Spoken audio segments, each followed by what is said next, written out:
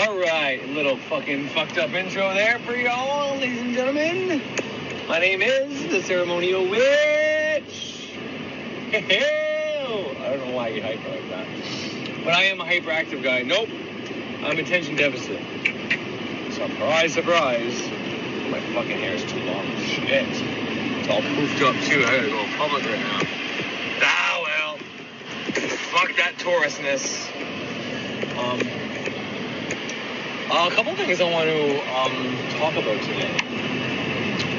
One is, in a sense, how to choose, how to manifest, how to, without the candles and the ritual and the deities and the demons and the angels and all that candle magic, sigil magic, Qigong, meditation, middle pillars, all this shit. How to simply use your words in coordination with your thoughts to change, accept, vanish, all that shit. The simplest technique. I'm going to prove how to do it, why to do it, why it works, blah, blah, blah. First thing I want to talk about, that's that. The second thing I want to get into is what occult magic, whenever, beyond this first technique that I'm doing, beyond that, what is it you're trying to accomplish? What is it you're trying to do?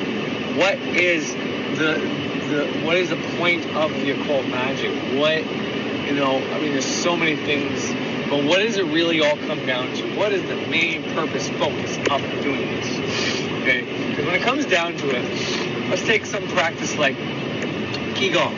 Okay? Qigong, you're doing all these techniques. You're moving this energy, this chi around your body, right? But, if you're doing the dancing version of it, or you're doing yoga, and you're trying to breathe, yoga, just like Qigong, if you're doing yoga and you're just doing the exercises and you're focusing on your breath, and that's great. It's great. It's good for your body. It's good for everything. It's fucking absolutely great. Especially if you do the right breathing techniques, even if you don't know it, you're doing something really healthy for your body. But until you transmute and know how the chi flows around your body, like the reason I put on that meditation that speaks about the chi and has you visualize the chi on your body. If you're doing Qigong or Qigong and you're doing all these dance techniques, kicks and fucking Taekwondo looking shit in slow motion, but you're not actually knowing what the chi's doing, you're doing it for nothing. And that's not to tease anybody who's done it. Now you know. It's the same as me just doing that meditation without doing the second part, without doing those exercises. Now, don't get me wrong. Just doing those movements is very, just doing those movements, just like I said earlier, has some health benefits in it. Just like just doing the visualizations I do has benefits to it. When you add both together, you get the most out of it. And that's an example of what I want to speak about. Because I want to speak about occult practices. So just like what I just mentioned prior to this, when I said occult practices, when you start doing occult practices, what is the point of it? Well, it's almost twofold like that. There's two methods to doing this shit. There's not two methods. I'm saying shit wrong here. Give me a moment. Let me click. Alright, so where the fuck was I? I don't fucking know. We'll figure it out though in a second. Okay, so like the practice of yoga, like the practice of Qigong, there's like a double aspect to it. Well, you can think of magic like that. Depending on, magic is...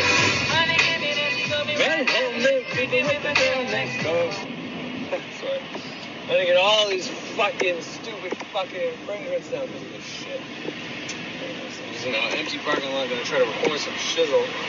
See if I can at least get my intro done now and throughout the day work on it and then have it released by Saturday night. I don't know why. The day of restriction, I like to put out a video. It's gonna restrict my video. Whatever. I like to keep Saturday. We're right. Once we restrict it until I'm ready, then that's all be it. Which is really on me, like I know that. But anyways, that's part of what I want to talk about. We'll get into I try to get into everything. Like in my last video, I talked about the angels and how they like me. So the message would be nice if I got into that. But man, I just got so much things I should talk about that it fucks me up. I can't talk about any of it half the time. That's another thing I should talk about. Who knows? But anyways, so twofold. How is magic? Why is magic twofold? Why does yoga and qigong? Why do you need to first visualize, imagine, do that technique first, and then you physically do it? Well, how many points of the pentagram is it? Air, fire, water, earth. Male, female, female. Positive, negative. So, what I'm saying is you have to think about it, and visualize it, okay? And then you have to basically do it in the physical with your will and your action. There's two parts that make up one part and one part. Kind of see where I'm going with this? So that's the occult. That is what we are trying to accomplish. And that's why I want to talk about exactly what the occult means. And try to connect these things. But the first part, the easiest thing you can do, by fucking far, is what I'm about to play here. And I'm sure if most people will be listening, they have time to figure it out. But I'm just going to play it, and you're going to hear it, and then go from there and figure out the rest. And I'm going to chime in. I won't chime in during. Maybe I will. Wow, this heat's choking me up. Maybe I will chime in, I don't know. But we'll go from there and we'll figure it out. And I want to explain. Fucking Frederick Xavier does a great job of explaining everything, in my opinion. So there's really no reason for me to chime in. But maybe I'll just add my experience into this and why I think it works so much better and whatever else. Okay? And then we'll move on to the next step of, exercises like Qigong, yoga, how they're great, but why there's more to it than what people think. And it's not hard to get this information, figure it out. You have to add both together. Now, I'll be completely honest with you. When it comes to Qigong, when it comes to the microcosmic orbit, for example, I only do the first part. I only do the visualization of the energy around my body, releasing the body and getting my energy in coordination. That's the first part. I only do the first part, okay? And I know you have to do the second part as well if you want those benefits. I'm not here for those benefits. When I do the microcosmic orbit, I do it simply to harness that energy, to use it, to put it into thought forms, to put it into magic, to manifest my magic. So I only need the first step. But if you're somebody who's doing things like the actual physical exercises, and you're only doing it for exercise, calisthenics, whatever, then that's cool. Just like yoga, if you're doing the stretching to be healthy and the breathing techniques for health, you're fucking great. You're doing the physical exercises and you're hitting the Mars probably, maybe, because you're using your will, but anything you're hitting Venus, you're hitting Earth, and you're hitting the breathing techniques, which is a part of air. So that's great. But you're not necessarily adding your will and your emotion into it. And I would even say you're not really hitting the fifth part of the pentagram, which would be the visualizations and shit like that. But still, you hit 2, and that's great. So don't worry about it. But you want the most out of it. If you want to be the spiritual and get the spiritual shit out of it, then, you should do the rest of it. Is all I'm kind of trying to say with that. For example, if I was to do Qigong or whatever you want to fucking call it, and I do a microcosmic orbit, I spin that chi around my fucking body, I get it working perfect for me, where I'm in balance and my energy is flowing the proper way, not the default way, from the Danantians and around the body into the wrong order of the wrong meridians of the body. So the point of doing the visualization is you correct what's going wrong, because by you not knowing what's happening, it's coming through you, up and around, in your mouth, out of your mouth, around the opposite way. It's doing this fucking almost like the infinity symbol, like the yin-yang symbol. But what we do is we stop that, we visualize it, we put our fucking tongue above, and it goes through all our meridians, and there's one fucking specific order, which aligns everything, gives you power. So then you can take that power. Once that's going, you can feel that flowing through your body. And then you can actually, with your will, with your movements, send it to different places of the body and use it to do the exercises like someone like Thunder Wizards is teaching you. I don't know if he teaches you how to harness the first part, how to do the visualizations first, how to see that going through your body first or not, or if he just jumps into the physical exercises just to get the physical part down first, get all the movements down first, and then maybe he teaches you after. Who knows? I don't know. But what I do know is if you're doing one or the other, there's benefits to just doing one and the other. But when you combine them both, you combine that male and that female, that positive and the negative. When you combine those two, then you have that unstoppable process, and then you have power. Then you're able to do shit. Okay? Now, whether that's you want to go against a physical opponent and do your slow fucking kung fu shit, I don't know. But I'm sure if you did combine them both, somehow be able to visualize and see the chi coming through your hands, and then you grab your opponent and do something, I'm sure that's what's going to happen. But if you don't know how to visualize that chi going on your body, like through the microcosmic orbit or any other method, going through your meridians, and then from there seeing it flow through your arms or your feet, because I mean we visualize it going all the way down to our feet. You don't have to. You can stop right at the root, come back up. But I visualize it going all the way down to my feet, because this way you can engage the feet. There's meridian points in your feet and below the earth and all that.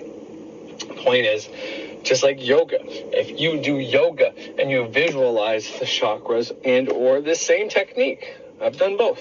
You can do yoga and visualize the microcosmic orbit while you're doing yoga and breathing it. And I know that's mixing two different traditions, but it doesn't matter. You breathe and you do it correctly while you're stretching. I mean, you can stretch for fucking days. You're going to forget what you're doing. Not only that, it unlocks things. It makes you have the ability to do different things. I mean, that's not something I do often, but it's something I have done. And there's no book I write about it.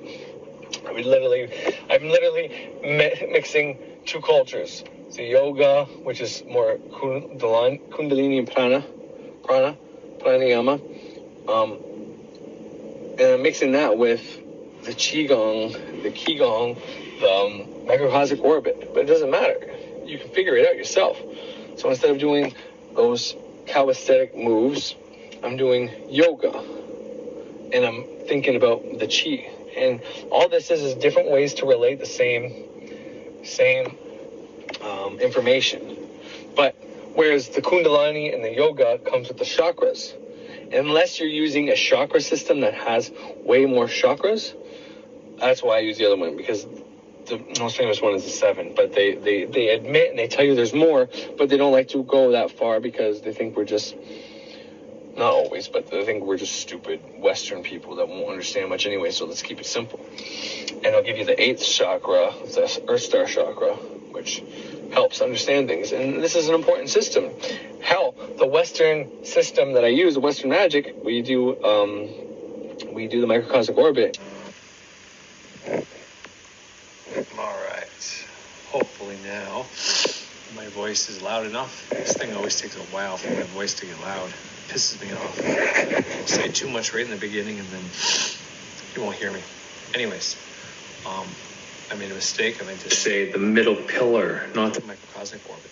The middle pillar in Western ceremonial magic is an exercise that's within my curriculum that I do from Liam Thomas Christopher in Kabbalah, the Great Work of Self-Transformation. The middle pillar comes down and hits all those meridian points, which are the chakra systems, straight down, coming down through us. And it doubles up. I think it only comes down with 6 points. When you say 6 God names, could be 5. I'd have to say them out loud. I think I start saying them, but anyways. I just wanted to correct my mistake. It's the middle pillar, not the microcosmic orbit. It's using 5 meridian points. All the energy is coming down and hitting all 7 meridian points or 8 meridian points, but it's doing from 5 points in the body. So you do the first one, hey, which is the one that's above here and hits the third eye.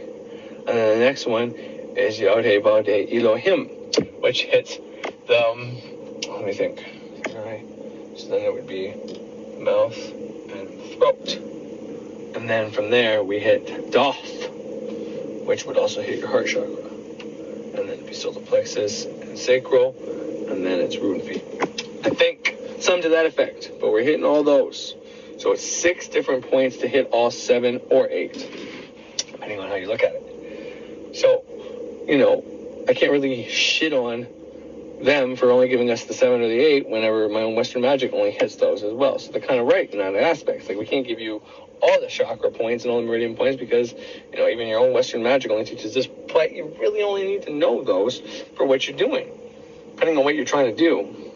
You don't need to know all the chakra points, try to open them all, if all you need to do is open the fucking 7 to be able to manifest what you want, make change in your life, bring happiness and bliss and joy and do healing and manifestation and banishment, like, then you don't need much more than that. Anything other than that is for somebody who would be able to start studying their whole life, because you're not going to be able to maintain much more. If you're going to learn about every fucking chakra in the fucking body, it's going to take you a long fucking time.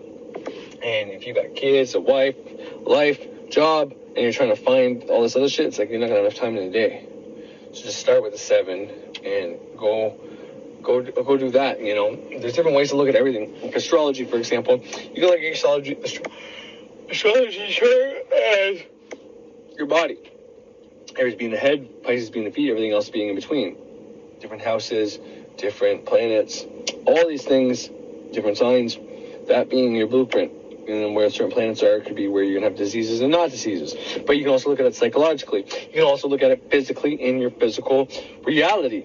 Different milestones of your life. Chakras are the same. And I've heard Thunder Wizards say it most of the time. The chakras are more like milestones at different epochs of where you're going in your life towards like evolution. Which I think he's right. But I don't think that's all they represent. I don't think that's it. I think you do have to open your Saturn chakra, but that doesn't mean just because you open your Saturn chakra and you are past a certain milestone in your life. That's absolutely true, but it's not only that, right? I think you can open up these chakra centers and whatever and do certain things, but it's not like once they're open all the time. It's like you have to think about this every fucking day and do this every fucking day. And open these things, like, for specific reasons. Like, I do the microcosmic orbit. I have all these meridian points that I'm bringing this chi through. But I do this thing every fucking day to make it a habit, to make sure this chi's open. And hopefully, when I forget to do it, after doing it for 3 months in a row straight, which I've done way more than that, and hopefully my chi's already flowing perfectly, that I don't have to visualize this shit every day. But that's why I visualize this every day. Now that I visualize it every day, and it's open every day like that, and I see the flow of the chi every day like that, if I decide to do something like Celestial Qigong, say one of Thunder Wizard's practices, where I'm doing this flow of energy, because I have a great understanding, and I've trained my body, and I've trained my conscious, unconscious, subconscious, whatever you want to say, to visualize how this chi flows through my body, and I've corrected how it has been flowing for most people, and I've corrected it, whereas when I do my rituals, when I do my breathing techniques, my fucking tongue automatically goes to the roof of my mouth. Automatically. I can't even think about it. It just happens. I start doing a 4-fold breath, tongue is up there. Hey, right? It's out my mouth. This way there's no chi going inside and coming back out the wrong fucking way. I'm honestly, so like my body's been trained for that. So that if I was to do a practice like that, then I already have the flow of energy around my body properly. Which is probably why I don't get tired as fast as work. Which is probably why I can stand up all day long and not feel as energy drained. And maybe it's why some people say I look younger than other people that are younger than me. Who knows why? I don't know why.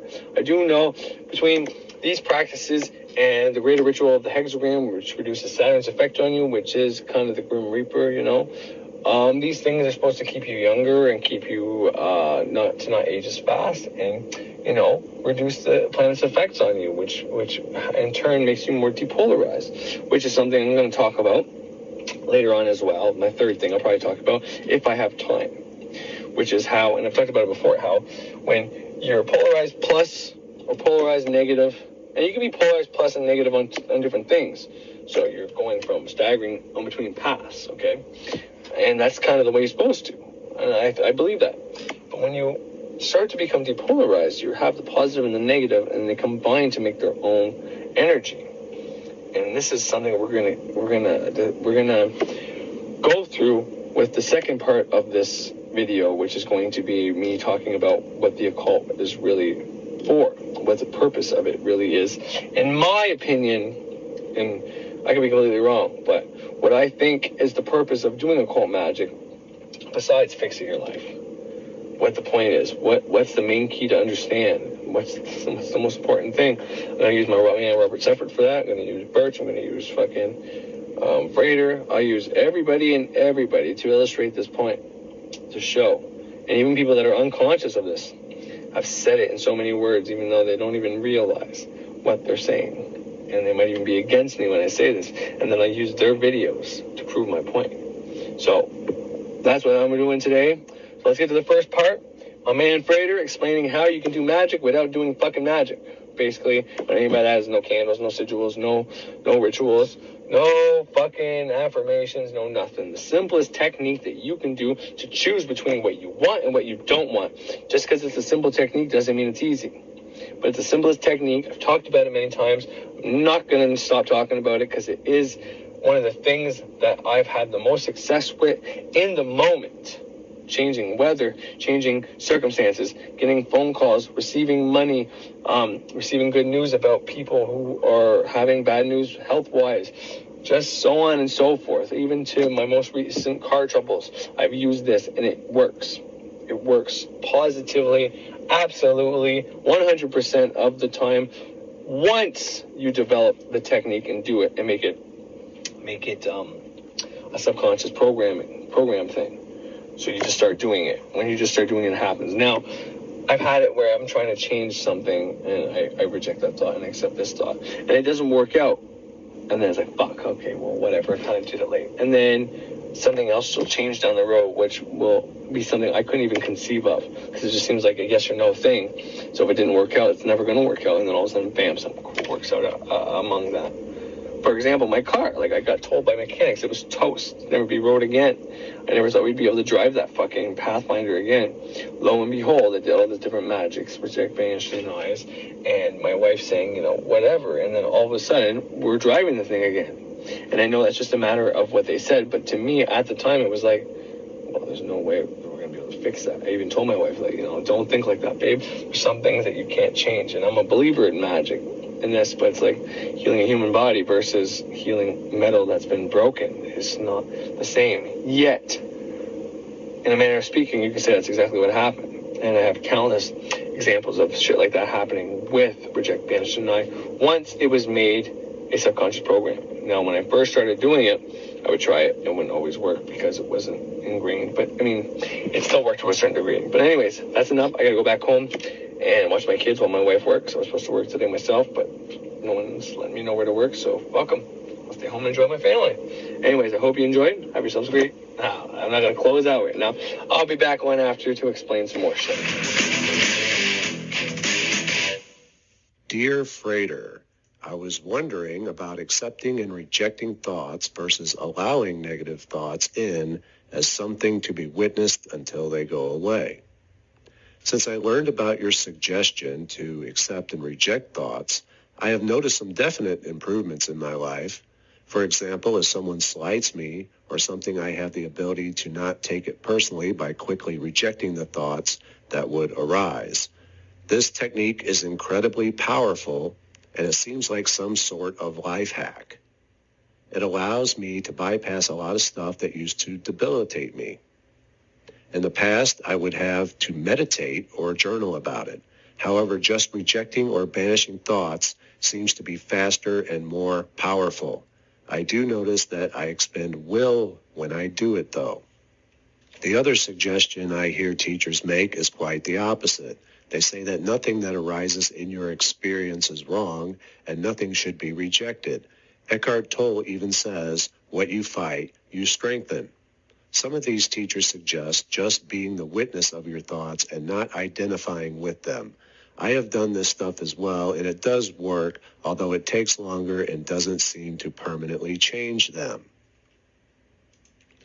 I guess I was wondering if I could get some clarity on this topic. The method you suggested was working so well until I started reading some of these other perspectives and started doubting that I could continue with it.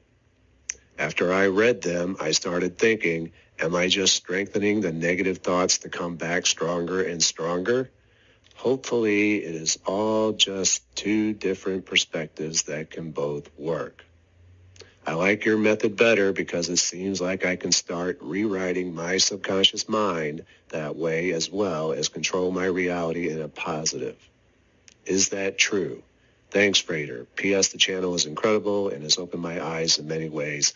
Thanks for all the good work you do. Well, it's my pleasure, and thanks for watching and sending in your question. So let's break this down. The very first exercise I gave on this channel was accepting or rejecting your thoughts, accepting the positive and rejecting and banishing the negative. It is extremely effective and powerful, and yet it's so simple. This has changed many people's lives for the better, including my own. I wouldn't give you something to do that I haven't done myself. See, I think where you're getting confused here is looking at it as some type of fight, some type of struggle. And just because you're struggling with it doesn't make it a fight. And you can struggle with it at first because you're simply not used to doing it. It's just like physical exercise. If you haven't done it in a long time, you can struggle lifting those weights and your muscles are going to hurt. It can be the same with mental exercises if you're not used to thinking a certain way. You're breaking a pattern. And what you're doing to break that pattern is merely exercising conscious control. And that's what you're strengthening, conscious control. So what you're really developing here is the power to choose, the power of choice. Believe it or not, most people do not have the power to choose. Instead, they're merely reactionary. They will react however they were programmed to react.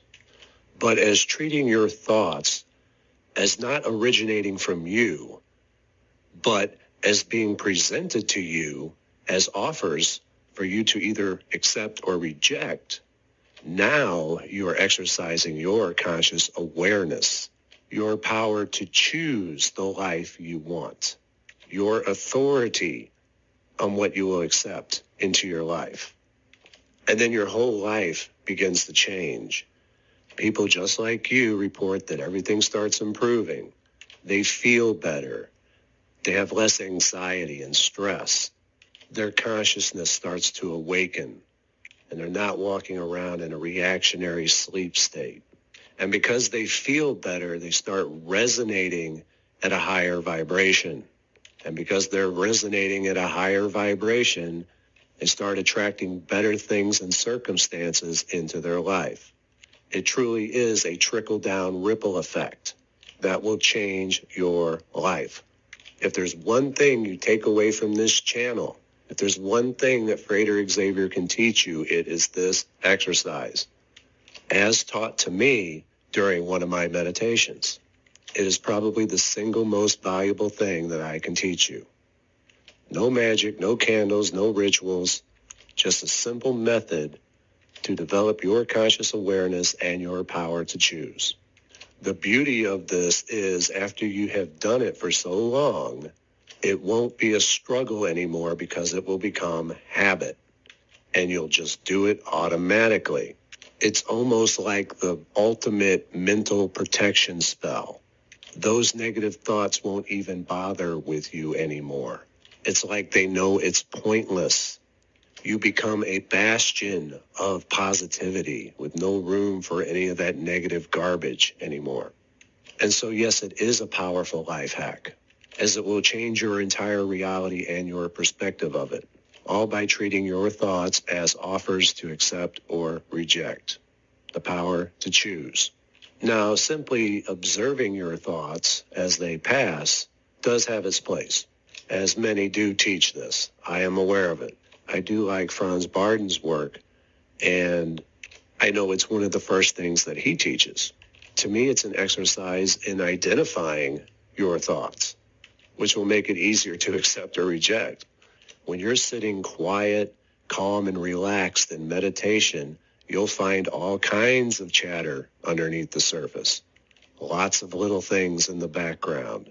And as you get better, you'll be able to silence those as well.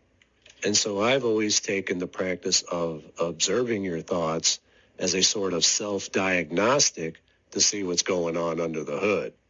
Once you quiet your mind and those surface level thoughts to where you can better observe and hear those underlining thoughts, then you can accept or reject those as well. So both exercises have their place. So I hope this helps clarify it for you so you can get back on track. As you said yourself, everything started improving as you were doing the exercise. There is no fight. The only fight is with yourself.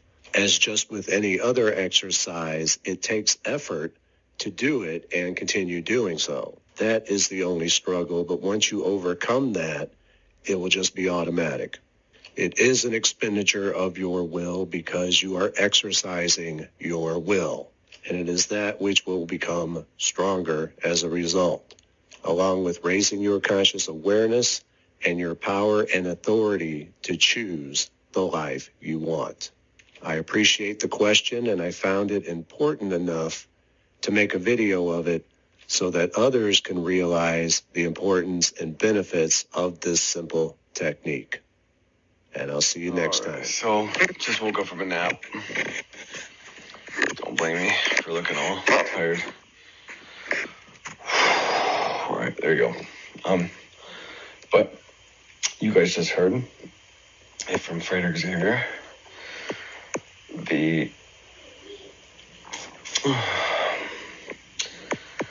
Not the benefits, but kind of, but I guess the science and the theory and the mechanics of reject, banish, deny. So I used this episode because there's a person here specifically asking a question about meditation and practice of watching your thoughts and not identifying with your thoughts, but just having them and letting them pass by. And, that's some vague ass shit.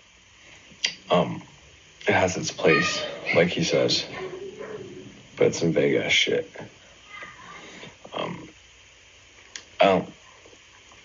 I have done that. I do that where I meditate and I just see what happens and watch the thoughts go by and all that shit, and that's fine. But this is not the same. This is in your day-to-day life, in your conscious life. And you are going around and you are working with family, just doing whatever. And then when you have thoughts, you banish the ones you don't want and accept the ones you do want. That's different from these meditation practices. All right. Sorry about that, everybody. I was pretty sleepy when I made that last part. I didn't know what I was trying to get at. I just tried listening to it, and it's very hard to fucking kind of make out. So sorry about the camera view. The way the car works is, well, the bicycle isn't too bad. I mean, it's smaller than it used to be, but that's because of how much I'm not eating, and it's getting hot outside and sweating at work and shit. But overall, I'm pretty happy with how I live. And, being a Taurus and not wanting to always worry about, my looks. I've done many sigils to keep my muscle mass, to be stronger than most, to have abnormal strength, a whole bunch of fucking really, self-centered, egotistical, vain things most people would say. But the plus side is I don't have to worry about looking good and feeling good and being strong and necessarily working out. Now I do exercise, work out, work hard at work to maintain what I do have, but I think the magic also does quite a bit of that as well. And a lot of people look at me and think I'm bigger than I am. I think some kind of glamour spell. So that's always fucking cool. Glamour spell the fucking world, baby, thinking I'm bigger than I am, but I don't give a shit. Think I'm better looking than I am. I don't care. Fuck. It's all in the eye of the beholder, baby. So, anyways, so a little bit I did hear what I was trying to say was the way Frater was explaining the mechanics and the theory of reject, banish, deny. That's kind of what I was trying to get at or say. And I just wanted to go over once again. And the reason I do this so much is because it's not easy, okay? okay, because when I first started doing reject, banish, deny, I would probably do it once or twice a fucking day. And only to certain things that were easy to do. Something really bad was happening and I was in freak out mode, angry and whatever, I wasn't able to separate myself from those emotions to stop myself and say, no, I reject this outcome and I reject these thoughts and I accept the opposite to happen. I wasn't able to do that. Truth be told, at that time I would only been rejecting those thoughts and not doing that extra added practice of accepting an additional opposite thought. But nonetheless, I wasn't able to do those things in those moments. It was too fucking bloody hard. But the more I was able to reject thoughts that the easy thoughts when I wasn't too emotionally involved. The things that were potentially going to happen. Let's say we weren't going to have money for a bill, or something was going to go wrong, or we weren't going to be able to do something. Whatever the case was, something in the future, I'd say, no, I reject that, and I would accept this would happen. I'd let it go. I'd have complete faith in it. And that's something I never really had problem with. I never had any issues having complete faith in any of this stuff. Since I've heard Frederick Xavier and listened to his channel over and over again, from that moment I switched from New Age. I went from fear-based media and conspiracies right to New Age, and then right to fucking Frederick Xavier. And then I dove head first and then started listening to Birch and a few other guys after that, or in coordination with that, because Frederick would have you listen to other people that he listened to and were kind of like mentors and they learned from. But I was listening to him over and over again. So I built that programming within me just by listening to Frederick Xavier that this shit was going to work, before I even was able to implement it. And I think that is so important. I really think people need to understand that one of the most important parts of doing magic, doing these techniques, is finding somebody like Frederick Xavier, because he directly does the course that I do. He's directly teaching the extras, how-tos, all information about how to do the course that I'm doing. So it helps me do my course. It helps me know the course of believing, because you know how they say when you work out, the actual exercises is like 30 to 40%, and diet is like 60 to 70% of, if you're trying to lose weight, that is rather though. That's if you're trying to lose weight. But it's kind of like that. But I think it'd be more like 40-60. And I don't know which one's 60, I don't know which one's 40, but I think programming into your mind that you are able to do these techniques and proof and people and testimonials and success stories and shit like that, I think that's probably 60% of the work. If you watch that for fucking more than 30 days in a row, it has to be a minimum of 30 days in a row, but I'd say 90 fucking days of non-stop watching someone like Frederick Xavier and any magical practitioner, get that shit in your head. Then you start doing the practices. You do the practices while you're doing it too. I mean, it's not going to hurt. You're doing the practices, you're learning that, but I was listening to him. I got ingrained in my head this would work. So I never had a problem with the faith. I knew it would work. The issue I had was with myself. How come I can't? Maybe this would work better if I had the discipline to implement it every time. And the reason why it's not working, and I said this in my last video, that when I first started doing it, I wasn't doing it every time, so I wasn't getting the success. Once it became a habit, and then I stopped having to actually think about it, I stopped having to be like, oh, fuck, I should have rejected, I denied that, or I should have did this. I never had that. At a certain point, all of a sudden, I was like, no, every time I had a bad thought, something in the future, something happening right now, whether it was me and my wife were going through all those hard times, every time I thought I was coming home early and there was a possibility of me catching her with this guy, even though I read the text, I read everything, and I knew she never did anything with him, that would come in my head. And it's like, where are those thoughts coming from? It's not something I want to happen. I don't want to create that. So instead of getting all pumped up and getting all pissed off and angry and jealous, I say, no, I banish that thought and I accept that my wife is faithful to me. And, whatever, blah, blah, blah, blah. And so, yeah, it never happened, So, basically, what I'm trying to say here is reject, banish, deny is one of the things, once it's not easy because it's going to take you practice, but you might as well start. But the things you can remember to reject, banish, deny the bad thoughts, and accept the good thoughts. And likewise, if you have more good thoughts than you have bad thoughts, well, then every time you have a good thought, you accept it. Say, yeah, I accept that. Oh, what happens if I scratch this ticket and I become a millionaire? Yeah, I accept that thought, What happens if I walk out the door today and I find the person I'm going to fall in love with for the rest of my life? Yeah, I accept that thought. Shit like that. That's how you start molding your way. Because, the meditation practices that we spoke of, where you where you watch the thoughts in your head, and you listen, and because you're in a meditative state, so you're not really accepting anything like that. Like the question I was asked of Frater was talking about how, if she's rejecting thoughts, is she adding more emotion to that? And it's like, no. When the thought comes in your head, like, oh fuck, maybe I'm not going to be able to pay this bill, maybe I'm not going to get this job, maybe I'm never going to be my ideal size or weight or whatever the case is. No, I reject that thought and I accept the opposite. This is like the moment of creation, okay? Before you start dwelling on it and putting emotion into it, is what you got to think of it. Now, if you start putting emotion on it, no, it's never going to happen. And then you start rejecting on it and you dwell on it, like, oh, I reject that thought, but you're still like, as you're rejecting it, you're worried that your rejection's not going to work, and you're worried that it's still going to happen, then you're doing what that girl or that guy or whoever sent Frater the message, and whoever, I think he said Edgar Toole, which he's got a lot of good information, you should check him out. But what he said was the more you fight against something, the more you make it more, you strengthen it more, right? Well, that's the only way I could see reject, banish, deny doing that, okay? The only way that would work for the reject, banish, deny exercise would be as if you're rejecting, let's say, losing weight. But as you're saying, I reject that I'm going to be that way, and I accept that I'm going to be my ideal weight. But at the same time, you're thinking in your head that it's not going to work. You're worried in your head, and you have all these emotions in your head that you're never going to lose that weight, and you're always going to be this size, and no one's ever going to love you. Well, whatever you put that emotion to is going to fucking manifest before the thoughts. And because the reject, banish, deny only works if you stick with it and you don't add emotion into the opposite feeling. Like if you start adding emotion into if you start adding emotion into the thoughts you're rejecting,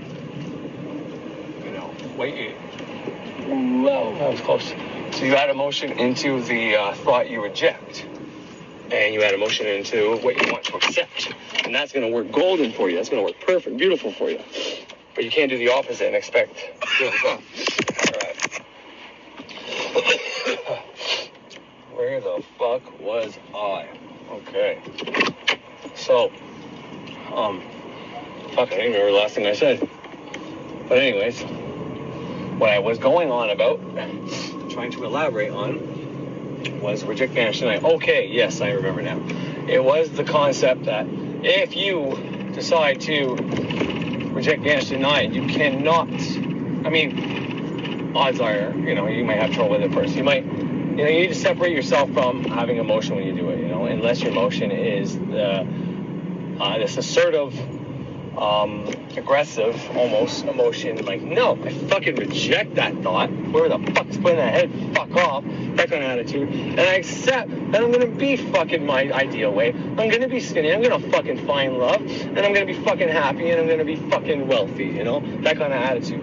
You need to really enforce that. You can't be accepting and rejecting with the opposite emotional intention. Alright, sorry. Wife calls. I have to deal with my stepson again. Boys in puberty, man. It's a delicate subject. Really got to make sure you don't go hard on them, but, they're trying to express themselves. They're pushing their limits. They're going through puberty, and they have to deal with this fucking shitty isolation time. So none of this is easy. It's not easy under the regular circumstances or what we thought of as normal circumstances whenever we weren't isolated. Kids could go to the mall and places, carnivals, movies, and express themselves as teenagers, cause a little bit of trouble, and flirt with boundaries and laws. And, the kids that are more rebellious would get in trouble and kicked out. The kids that were less rebellious would, tell them to knock it off and shit like that. We don't have that now. So now they have to go to schools and playgrounds and parks and, probably damage shit and all that because they don't have much else to do and other places to go and whatever. So, but anyways, that's all I have to say is I gotta deal with some shit with my son. It's nothing crazy, but just the way he was talking around some people and the things he was saying. Now, he's the one with ADHD, and we haven't been getting him his medication because he's not going to school. And school is the only time he needs his medication. So if he's not going to school, he doesn't need his medication. And we've been trying to let him out and express himself, and he's been coming home at the right times and doing his chores, so to speak, on the way we ask him to. It's not always perfect, but, he's still a teen and a boy, and so, you gotta pick your battles. but, you know, there's certain things you can't say and flirt with. But he's very impulsive. He very much wants to be the cool kid and says he's done things. He's been saying things like he smoked pot and drank whenever he was even before hit puberty and shit, just because he knew he would get a response from people. Most people think he lies, but people don't call up to him and say, hey man, we know you're lying. They're just going to go along with him, and he thinks everybody thinks he's cool. And I try to tell him, like, most people are going to think you're lying. You might have one or two people that are gullible enough, but anyways, so back to the topic at hand. Reject, banish, deny is something that you can start doing, okay, in the small to medium term game here, and get good results. Reason being that when you start doing reject, banish, deny, you're going to start doing the big long-term things. Your bills coming up, money in the bank, extra hours, sometimes weight loss, sometimes whatever. But, you know, you're not going to think of the small things.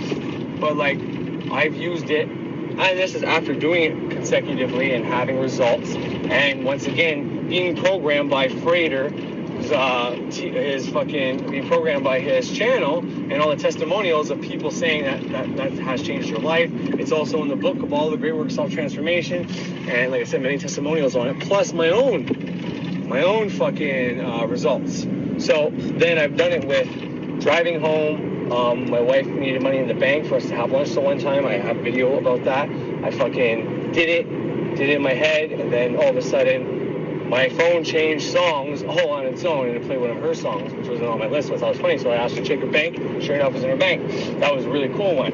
I used it in the morning for getting money in our bank accounts whenever all of a sudden we needed money and we had no money in our account. There was an issue, and, you know, we said it was going to be impossible to get the money in the account that day. Sure enough, it came in the account that day. I've done it to stop the rain when I was working outside. And so I've got so many fucking proofs that there's not a fucking shadow of a doubt in my mind that this works. But once again, I have both criteria, which is something I'll get into later. Remember how I said there's two criteria to other things, and it's just one way to look at it. There, having two criteria to shit. But I had both criteria that I needed for this. Sorry, it was one of my kids maybe, but it's not. I had both criteria needed. I had the programming prior, and then I had the programming prior, and then I had the testimonials. I mean, that's even before just talking about my results. But I had the programming that this is possible, that he can do it. It's something that will work and cause change, blah, blah, blah, blah. And then, you know, I did the work and then got my results. So, you know, I had everything that was needed to perform this type of magic. And if you want to do that, it's free of cost. All you gotta do is put on Frater's YouTube channel, listen to it all the way through. You can try to look for the videos where he specifically talks about it, but I was just listening to the whole thing through. You listen to this every day. You don't have to go through his whole list in 30 days and do that, you know, the next 30 days, you just listen to his shit until you finish it. You do that for 90 days, and then while you're doing that, you start training your fucking mind to do reject, banish, deny for the things that you want to happen. And when you have thoughts of things you don't want to happen, because that's what happens, we receive these thoughts of things that we do not want to happen. But if we don't do something like I reject that thought, I banish that thought, I deny that thought, those are the three words you're allowed to use. Those exact words, okay? If you don't say that, then you're more or less, in a way, potentially accepting it. Now, it depends on what your next action is, and I can give you examples, but I'm not going to do that. But depending on how you act and how you feel when you get those thoughts, you could be accepting those, okay? And by doing this, it's a symbolic, and it's a way to say, no, this is not going to manifest. What I want to manifest instead is, you know, you don't have to add something if you can't think of something on the spot that you do want to manifest, but, you know, that is helpful. But to get this to work, it's free. You don't have to do any courses. You don't have to do anything. You don't have to light any candles. You don't have to write anything down. All you simply have to do is get the programming in there. Now, there might be other people that teach this. I know I teach it. I have episodes on here about it, so you can find my episodes about it. Anything that would program you that this shit would work is something you need to listen to for at the minimum of 30 days. But I'd say more, and then you need to start doing it during that time that you're programming yourself. And then before you know it, you will be, and 90 days is long, 3 fucking months. But before you know it, you'll be able to use that to simply change things. Now, the bigger the thing you're trying to change, the harder it's going to be. You know, it's going to be harder to get those results. But, you know, the more time you have to change the thing, the more times this comes up in your head. I mean, I've used it just simply to get my daughter to fall asleep. I hear my daughter waking up, okay? She starts crying, she starts fussing. Oh, I reject the thought that my Sienna LeBlanc's going to wake up and come in my bed and disturb me and my wife. And I accept the thought that she's going to sleep in her bed all night and get a beautiful night's sleep and a healing night's sleep. And I will be 100% motivated. And I do my magical ritual and boom, done. And, you know, it works. It has worked. So just a little food for thought. It's a good fucking technique. You can do it. It's free. It doesn't cost you a fucking thing. And it's not simple in the sense of you need to be disciplined to be able to accomplish this and get it to work for you. But it's simple in the sense of once you start doing it all the time, you know, your subconscious takes over. Once you embed this into your subconscious mind, it's just going to start doing it for you. Every time you get a bad thought, like now, I'm at the point that right before I even say a bad thought, you know, I'll be talking to my wife and I'll be like, oh, fuck, I hope.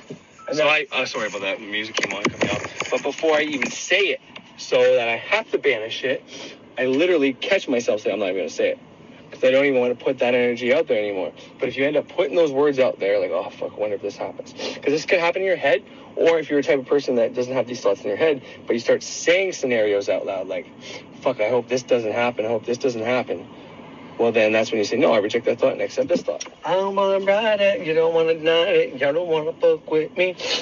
Sorry about that. But yeah, so now I'm at the point where not only is if I think a thought, I automatically banish that thought, and I accept the one I want, the opposite of it. I will leave harm-free somewhere to be. I don't always put harm-free in there, depending on the severity. Like, if there's really no way that anybody can get harmed. You know, when it comes to my daughter sleeping in her bed all night, I always put harm-free. Because I don't want to think, I reject the thought that Sienna's going to come to my bed, and I accept that Sienna's going to stay in her bed all night. If I don't say harm-free there, and, you know, God forbid something terrible happens, it's like, wow, that's not what I wanted. I'd give anything to have her in my bed before something happens. So if it's late and I don't want to think of exactly what I don't want to happen, then, you know, this is getting a little elaborate. This is why you can literally simply just reject, banish, deny what you don't want to have, what you want to happen. That's the first step. It wasn't until maybe a year or two later that Frater added the accept, the opposite thing. And I'm not sure if that's where I heard it, but I started doing that before, because I listened to all his videos, so I definitely heard it, but it might not have clicked. But that's where I got the idea from, and I started doing that, and then I heard his video, and I was like, oh, fuck, you know, that's probably where I heard it from. Regardless of all that, you don't have to accept the opposite, but this is something that will change your life if you start doing it. And once you do this and you get the results, I mean, normally the progression would be, okay, well, maybe I should actually take a look at that book, or, you know, start doing, because this is one of the first things that are taught in Kabbalah and the Great Work of Self-Transformation. So the first exercises he gives you, and that alone will change your life. So that one works. And if you start doing ritual magic, the lesser banishing ritual of the pentagram, and you reduce the elements and elementals in your own thought forms and thoughts, all this shit happens when you do the lesser banishing ritual of the pentagram. You reduce the elements, elementals, because you can piss off elemental spirits just by cutting the grass. Like, I moved all these bird nests the other day. Maybe I'll show you them after. They were on my ladder.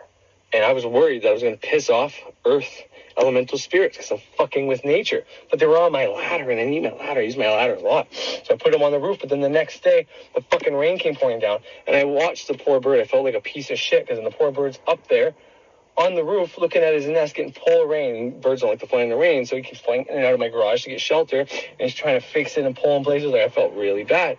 But, like, I didn't know it was supposed to rain the next day. I guess I could have checked. But I put them right on the roof, right beside, like, my ladder was right below the roof. And I put them exactly in the same order, where they were and where they were on the ladder, right onto the roof. But something like that could upset earth elemental forces. You can get a rogue water fucking elemental to fuck up your plumbing in your house or fuck with you by doing things, whatever the case is. You know what I mean? Pouring something out of the drain, whatever. There's so many things that can affect those little things, and people don't know they just think they got bad luck, and then they just get worse, you know? Not to mention people cursing you. People can curse you. People can throw the evil eye at you. You can receive the evil eye from random things. It's like anyways, by people that aren't even magical. And if you don't know it, it just slowly starts eating away at you. One of Frederick Xavier's new videos, I won't play it, but you should check it out. He does almost like a reaction video about somebody who's not an occultist, who was going to make fun of some TikTok witches doing spells. So they did an egg ritual to see if they were cursed, and the way the egg ritual works, and this works. I've done it before. First time I knew I was cursed was because of an egg. I rubbed the egg all over my body, I cracked it, and there was blood particles in it. And I do that every so often. I haven't done it in a while until I watched this video, and I did it right after, and I'm good. No curse. But this guy didn't believe in it. All his friends did it, nothing. He does it 3 times, and the fucking cup is filled with blood. So after he rubbed enough eggs on him, the 4th and 5th and 6th time, he did it in milk twice and then in water once. You know, he kind of thinks he's a smart guy, but he's like, is there how does he say that? Is there a chemical reaction between milk and eggs? It's like, buddy, you've never made scrambled eggs. You don't get milk. You don't get blood that happens with your scrambled eggs. Fucking if you did, you'd be pretty worried, right? So I was like, saying shit like that, but he's pretending to be a very smart guy. It's like, well, you're smart, but you might not have a little common sense if you know, if you ever made scrambled eggs. That's how you make it. Any omelet takes milk and fucking eggs. So it was kind of funny. I'm not trying to poke fun at the guy, but hopefully he starts diving into this world that he doesn't really understand because of this experience. But he is a very popular guy with a lot of people watching him on YouTube. According to Frater, he's got, I don't know how many million people watching him. So if like 5% of those people, let's say he's got 6 or 7 million, maybe 4 million.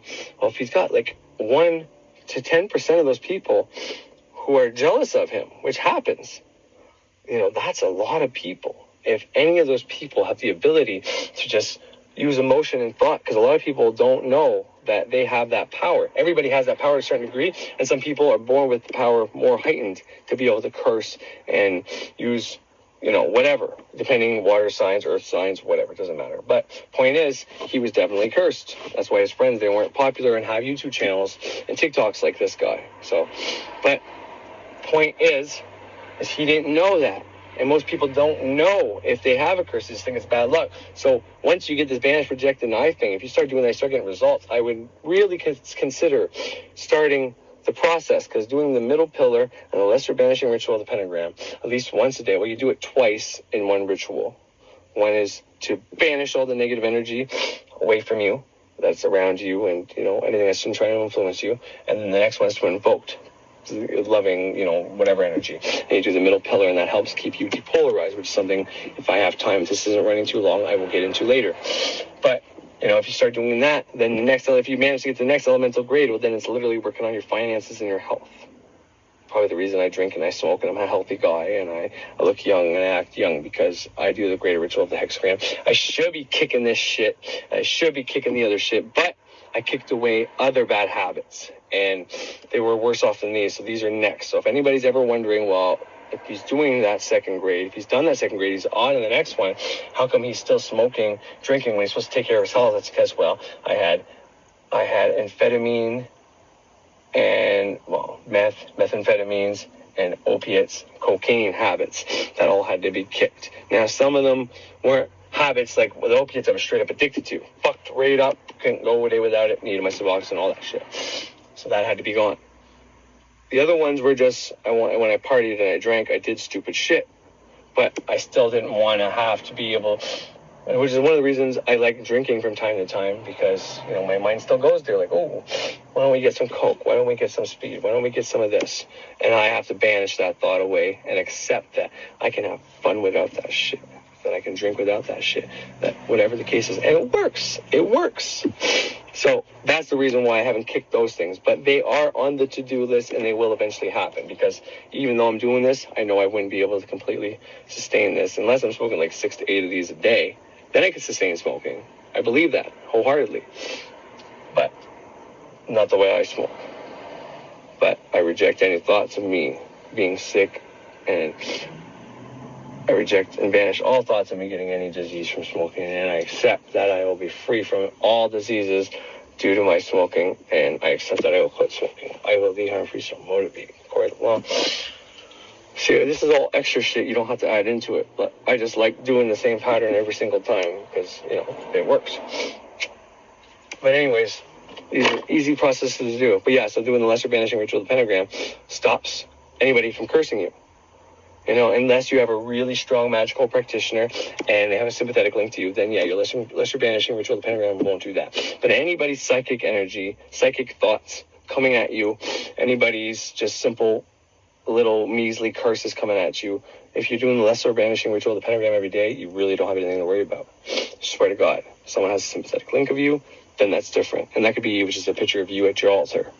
Then you need to take it a step further. You make but it's not even hard. And you can just do this just because you get yourself a fucking anything. But pentagram is good for protection. It could be just a cross, any symbol. It could be you making a sigil and make it and put it on something, carve it on the back of something, and wear that. And that sigil is to protect you. You know, you can make a thought form, but that's a little more elaborate. Or just burning a black candle. For, you know, whatever, how many days you want to do it. Every Saturday, red candle on fucking Mars Day or whatever, banishing away that fucking shit. Better yet, reverse it or transform it. Send it right back to the fucking sender, using their own energy against them. It's not just karma free. You know what I mean? If anybody's got a curse at you, you fucking either send it back to them or transform it into loving energy or just neutralize it, whatever the case is. All that shit's pretty simple and basic to do. You know, reject, banish, deny. If you have thoughts that you are cursed, then you can use that to your benefit. I don't know. That would once again depend. Never had to use it in that way. I have used it, and I do use it like that. I reject that I'm fucking cursed. And I accept that I'm free from all curses. You know what I mean? I'm sure that would work. If you truly believe in it, I'm sure that would work. Like, I mean, seriously, the antidote to being cursed is getting into your subconscious mind that you are no longer cursed. Doing a symbolic representation to say you're no longer cursed. They can have a whole fucking voodoo doll, your blood, your spit, your fucking nails, everything. As long as you know you are 100% protected. Doesn't matter if they have those sympathetic links, but you know that your body is resonating higher frequency and they don't know your frequency. They don't know the actual digits of the frequency of the resonance of your aura to be able to actually get through there and penetrate you. So the only thing that allows you to become cursed is you thinking you can become cursed. So the minute you know you cannot be cursed, this is where reject, banish, deny could work.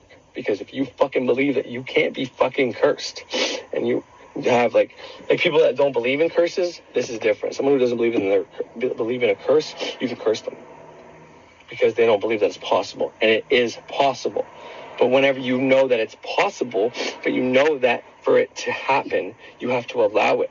And when you know without a shadow of a doubt that you have this magnetic field around your body that has an actual frequency, a resonance, whatever you want to call it, this number of how much it vibrates, how much there's the space between whatever the magnetic fields are, okay, that would be the number. And it's at a specific number. And unless that practitioner can get through that in a specific number, knows a specific number, or unless you allow them, okay?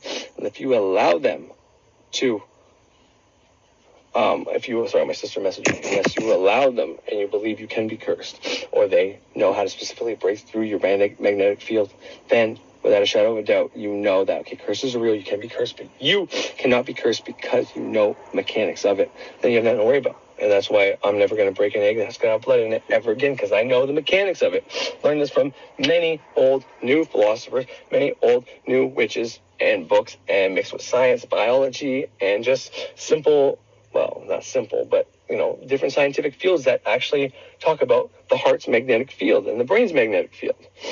Now, the heart's magnetic field is bigger than the brain's magnetic field, but because the brain has its own magnetic field, if it gets in your head that you can allow things in, well, is it them affecting you, or is it your own mind saying that you're cursed? I'm just rewatching my stuff there real fast, and I'm going to interrupt myself just to point out one fast little part. The reason I looked up the magnetic fields and all that, some of you might know, was COVID.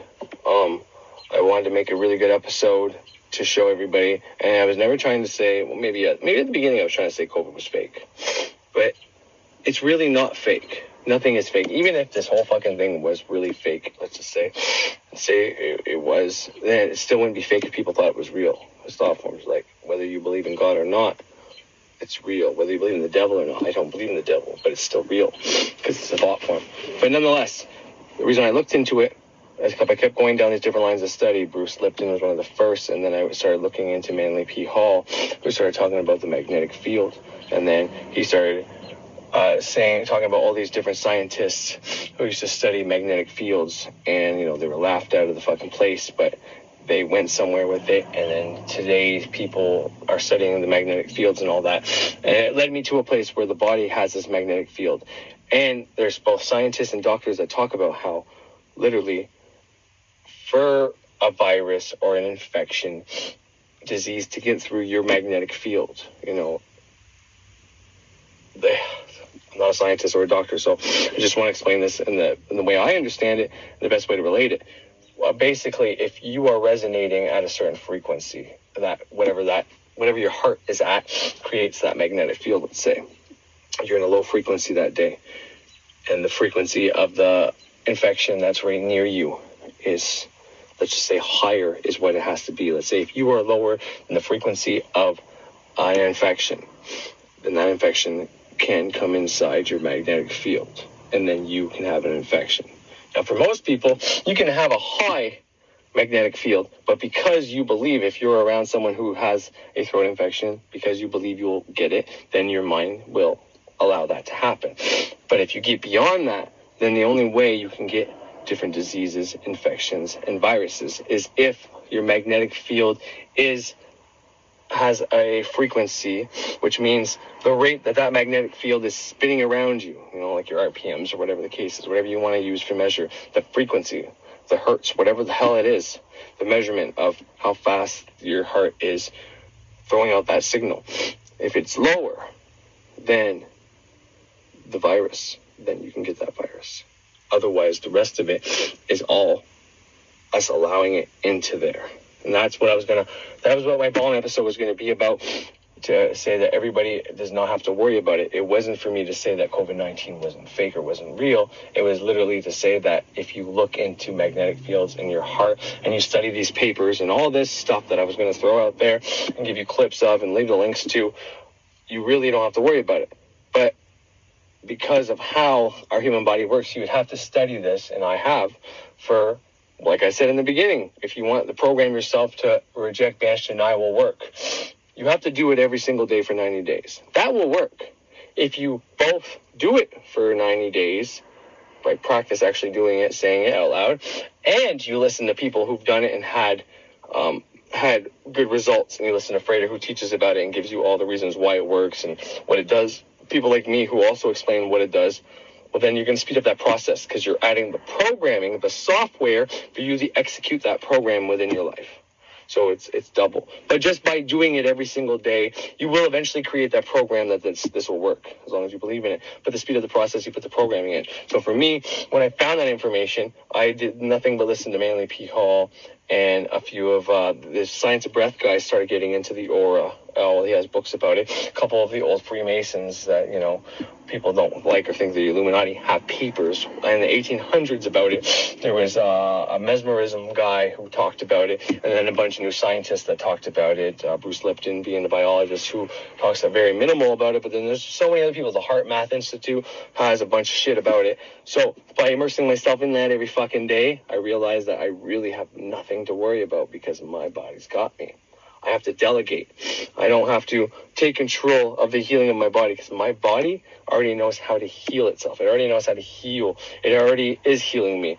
Cells are dying and coming back to life. I have more population of cells in my body than this fucking planet has right now. And they're all working towards one fucking goal, and that's to keep me going good.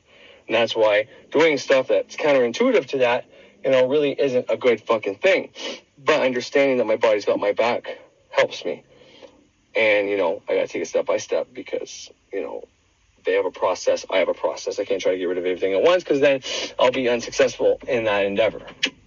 But nonetheless, knowing that my body's got me, I got to delegate that. So every once in a while, if I want to throw a suggestion in there, if I think I'm coming down with something or whatever, then I can. But for the most part, I literally just delegate and let my body do what it's made to do. And the best way I could have helped that was add that programming into my mind that my body knows what it's doing. My heart is throwing out this fucking aura, this magnetic field that's going to protect me from everything. And on top of that, my cells are going to die off and kill things. And my white blood cells and my immune system is all got my back. So anyways, I just wanted to add that in there, that's what led me to the aura and the magnetic field wasn't just something I looked into for curses and all that other shit. It was literally to try to figure out if I had to worry about this or not. So yeah, anyways, let's keep going. And you do a symbolic representation and you get rid of that curse. It's one or the other, and they might be the same, who knows? But once you know that, you're good to fucking go. Anyways, I gotta go to the bathroom, bring something to my wife, but I'm gonna come out and start the next part of this fucking thing. I'll probably start you off with a video and then elaborate onto it. So yeah. On fortifying other aspects of a person's beingness not acknowledged in modern Western science.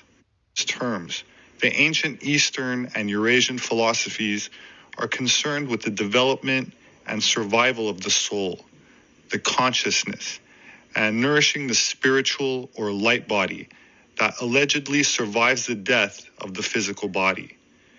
This is a big subject, and there's been much written on it, and even more that is only transmitted orally through initiation into mystery schools, but can still be detected in many of the traditions of ancient cultures, such as tantric yoga, which is very different from the type that just involves stretching and holding postures. Qigong, which involves the circulation of qi or ki throughout the body, but only works once one has learned how to harness and transmute the qi in the first place. Otherwise, it's nothing more than dancing in slow motion. Meditation, which again, in its esoteric form, is very different from the type most... Oh shit. He just said kind of what I said earlier about the Qigong. Now, once again, this is not to diss anybody. If you are doing something like what Thunder Wizard's teaching, the movements and all that, and God only, I don't know, I don't advise programs, so he probably is teaching the other parts too. And, you know, even if he's not, there's benefits to one and the other. But what I said, Robert Sefford is also saying, is that you have to combine both to have, you know, the full experience. But, you know, once again, depending on the person. But yeah, I just wanted to just throw that in there. That's one of the things that inspired me to talk about this today, was what he just said there. Because it's something that, you know, listening to people talk about doing their Qigong and microcosmic orbit, you know, I did it the one way, they're doing it the physical way, and I've always known from the books I read that, you know, one precedes the other, and then so. But anyways, it doesn't matter. Which involves the circulation of qi or ki throughout the body, but only works once one has learned how to harness and transmute the qi in the first place. Otherwise, it's nothing more than dancing in slow motion. Meditation, which again, in its esoteric form, is very different from the type most commonly taught today, which is more like just taking a nap. True meditation is not relaxing at all, and is a far cry from just sitting there still with one's eyes closed, as what is happening internally on a subtle energetic level is anything but stillness. I'd like to add to that too, because I've always been very careful about when I talk about meditation, and I've always said there's many types of meditations, going in trance. For me, meditation is always been about cross communication. So when I'm doing ritual magic, I'm communicating to the subconscious. I'm trying to impress on the subconscious, but I try to meet it halfway and be in as much of a trance-like state while keeping my consciousness there to be able to impress my will on it, but still in a trance-like state, using a self-hypnosis and triggers and stuff like that to put me into that, and breathing techniques. When I do meditation, and it's very clear, and I've said this as much, when I do meditation, it's the opposite. It's me listening to what my subconscious has to say, which is the other part. One is communicating to the subconscious, one is listening to the subconscious.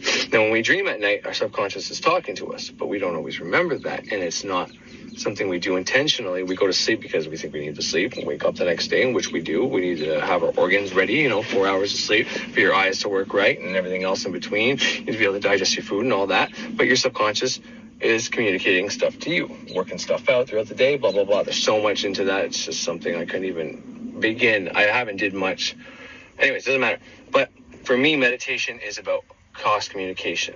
Now, once again, I've talked about meditation in different ways. Now, getting stuff into the subconscious mind I sometimes blurred with meditation, meaning if you're listening to something while you're doing the dishes, while you have your conscious mind is busy doing something, or your conscious mind is wide open. It depends on how you are personally. So if you're doing the dishes, it becomes habit. Your reptilian mind takes over. It's an unconscious process. You're just going, but your mind is available to listen to something. So you're available to, but then you can also go into a daze, put something on, and then, or you can, by doing that process, by doing the process of just getting the subconscious connected to the conscious, to get that cross communication. There's many different ways you can do that. Some people do it through dance, art, all these different ways. But for me, my meditation began with staring at a point on the wall. And the point of that was to have everything focused on one thing. And this way, it trained my mind to get my subconscious to tell me what I need to know about that point. And at first, it didn't. The first things it would do would be, I'd stare at that point, and then when I'd start to go out, like almost like losing consciousness or falling asleep or whatever you want to call it, still being awake, still being aware, but a bunch of pictures coming in your head. And then you kind of come out of it like, oh, okay, yeah, I'm looking at the point. It took a while, but eventually I trained the cross communication to be able to, whatever I'm looking at is where my focused intention is, my subconscious would tell me all I need to know, and it would connect dots. And then when I'm doing that now, I can sit there and I can ask a question and keep that question and have a picture or symbolic representation with me in case I come out and it's like I'm a little dumbfounded because of all these weird random pictures, and I look back at it and then, it comes to it. So when he says it's far from just sitting still or sleeping or whatever the case is, he's right. You are trying to connect both parts of your mind, but really you're trying to consciously be there. You're kind of trying to be in a state where, because if you're completely not conscious, then you can't remember what the subconscious tells you. That's the problem with the dreaming. If you don't wake up and write in your dream journal right away, you forget everything that happens. So meditation is different in the sense of that the same process happens like while you're sleeping, but you have a little bit of consciousness there. And you keep coming back to that. And that's why you have to have something to keep coming back to. If you just lay there and say you're going to meditate and whatever, well, then you're going to get lost in all these thoughts. You're going to come back like, oh, yeah, fuck, I was meditating. Okay.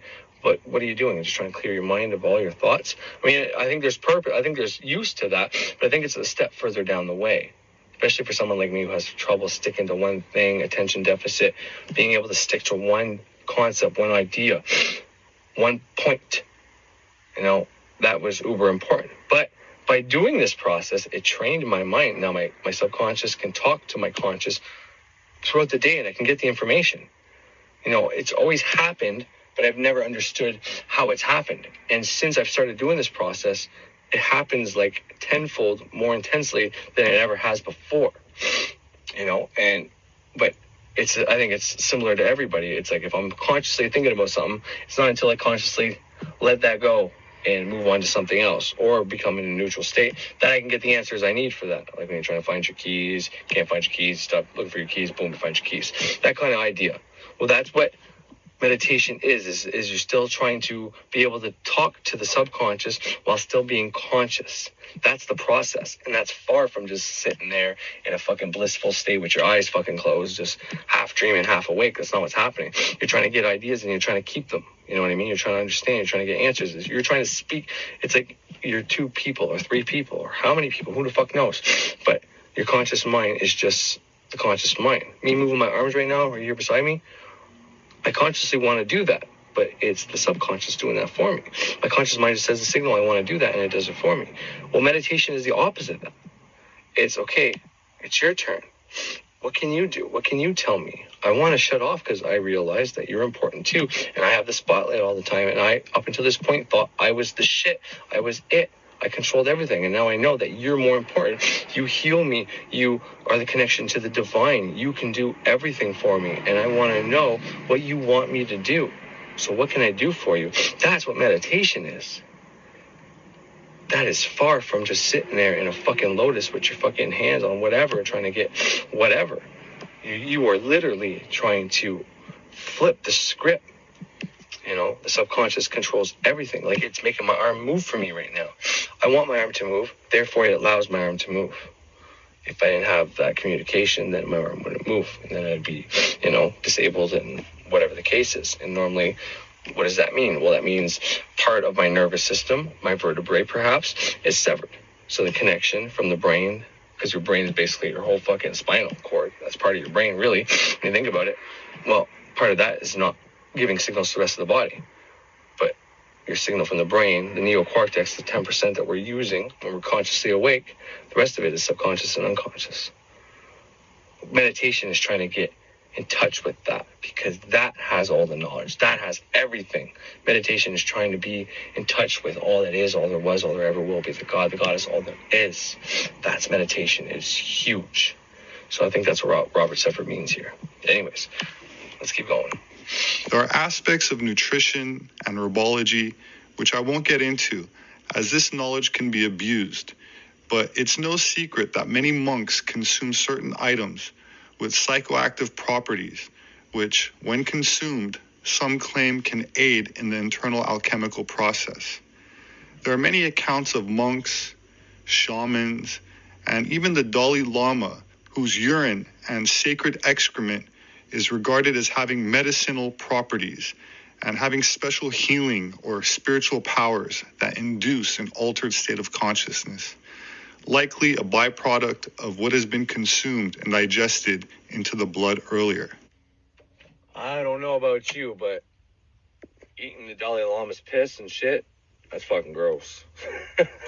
Just go get the shit he was eating before. Sorry, I just had to lighten it up a bit. That's fucked up, yo. I didn't know that. That said, the true heart of sacred internal alchemy, the guarded secret techniques as practiced by pharaohs, emperors, alchemists, philosophers, and monks, has to do with the uniting of the male and female principles in a certain controlled way, which takes discipline and practice, and from this union, creating a third force. This is the true hidden meaning behind all symbolism, which involves two polarities, male and female, coming together to create a third, which is usually depicted as an exalted child. I cannot stress this enough, that this is symbolic and has nothing to do with procreation. The child that is being created is not physical, and is just a symbolic representation of what is happening on a more subtle, energetic level. This spiritual force that is created happens on the inside of both a man or a woman, and is what Taoists call building the immortal body, and in the West might be called a soul, spirit, or being reborn with a light body, similar to the rainbow body in Tibetan Buddhism. To help illustrate. I played it a while ago, but I can't seem to find it or locate it. But there was a video by Frederick Xavier, and I played it before because I made this point before. And it was whenever I felt like, it was when there was a lot of political shit going on. I was watching Thunder Wizard, and he kept saying people that say they're in the middle and they don't pick a side are just pussies or scared or whatever the case was. So then I made the claim of depolarization allows you to do that. And the reason that other people can't understand it is because they're on the right or the left. Someone who's trying to become depolarized, which they're not completely depolarized in all aspects of their life, but for the majority of the part, they are trying to be. The reason why this is important is because you are taking your positive and your negative polarity within your body, within your life, within your reality, within all the planets that are within you, within all the fucking signs that are within you, within everything that's within you. And you are forcing them together, and it creates, this is just symbolic to illustrate my point, but you're creating its own energy. Now, Frater will be the first one to also say that depolarization has its own issues as well. And me and my wife having our issues this summer, summer of 2020, was proof of that, because the more depolarized I got, the less I cared. And I went back to work, working a job, and I was doing shift work, and the only thing I cared about was occult knowledge and learning more and doing my videos. So I wasn't there, and that made us separate, and I had no idea nothing was going wrong, because even though she would tell me for me being depolarized, I was detached from the fear of losing her, from the emotions she was showing me, nothing, You can become too depolarized. But, and this is why, monks and people like that do this process live by themselves. They don't have any attachments. They don't have anybody they're responsible for. It's hard to be a good father if you're depolarized. You don't care if your kid's good or smart or whatever. You love them no matter what, which is one good thing. You accept them for whatever the fuck they are, whatever the fuck they do, and, they make mistakes. It's like, whatever, you're still my kid, and I love you, That's a good thing. In the same sense, there's nothing there for you to motivate them to be, it's like sometimes your kid needs a good kick in the ass, a good yelling, and I even stepped away from all of that. That's how depolarized I got. So I took Frater's advice, which said, if you are becoming like that, you need to step away, stop doing your middle pillar. You can keep doing some of your practice, but step away from that and come back down, because there are certain things within this physical realm that you need to be kind of polarized to. But the point I'm trying to get at is what Robert Sephard is saying here. And I probably won't get to the last part of this, which is I wanted to play a bunch of different people who from different traditions, like Birch, witchcraft, Frater, ceremonial magic, and a bunch of New Age people that don't even know they're talking about depolarization and creating that new energy, yet that's exactly what they're talking about. I wanted to play them. And even I got a few Christians that I was going to play, but that I'll just do a whole video on that and dissect it and, maybe poke fun a bit. But the point is, that happens, okay? And it's not to say that, if you give me Republican versus Democrat, I can tell you which one I'd prefer. But being that my Saturn is also in Libra, I'm a fucking hard case when it comes to that, because I can very much see both sides of the story. I can see both sides and why both are valid. Becoming depolarized also makes me even worse at that, which sometimes makes me very stagnant. Like, why should I do anything? I was kind of a procrastinator before, and I still have a lot of those tendencies. And after being depolarized, procrastinating was because I didn't want to do certain things, or I thought they were going to be uncomfortable. Whereas being depolarized is like, well, there's no point to doing these things. They lead nowhere. So it just kind of adds to it. So there are a lot of downfalls to being depolarized. But one of the best things that happen is that you are taking the positive and the negative energies within your body. You realize that neither one of them are good or bad, but are both necessary. And sometimes the positive can be bad. Sometimes the negative can be bad. Sometimes the positive can be good. Sometimes the negative can be good. And you use them in coordination. But you create this own energy that is just, it's unique. And it's within you. And you have this unique energy that I think is kind of the point. And that's why it's called the middle pillar. Because the two pillars, one's positive, one's negative. And we're supposed to become the middle pillar to a certain degree. Now, what's important to note, if I can get this fucking light back on without turning the fucking radio on, it's gonna blast some shit in our ears. That should do the trick. Okay. Well, so what Sephard's talking about here is male and female energies. Also, positive negative comes into this. The pentagram. Let's leave alone the top point of spirit, or the bottom point of flesh, which is, spirit over flesh, flesh over spirit, which are both needed. One's, if you only do one over the other, you're imbalanced. And you can say, well, the Satanists are worse because they have that goat head fucking pentagram, but they're no better than the people that only put spirit over flesh. It's the same. You need to do both.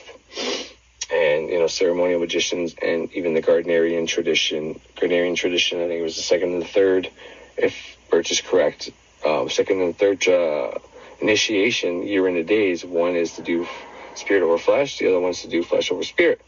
And within ceremonial magic, it's the same fucking thing. And that's why you end up coming with the 6-rayed star. You probably can't see that, but that's why my ring is a 6-rayed star.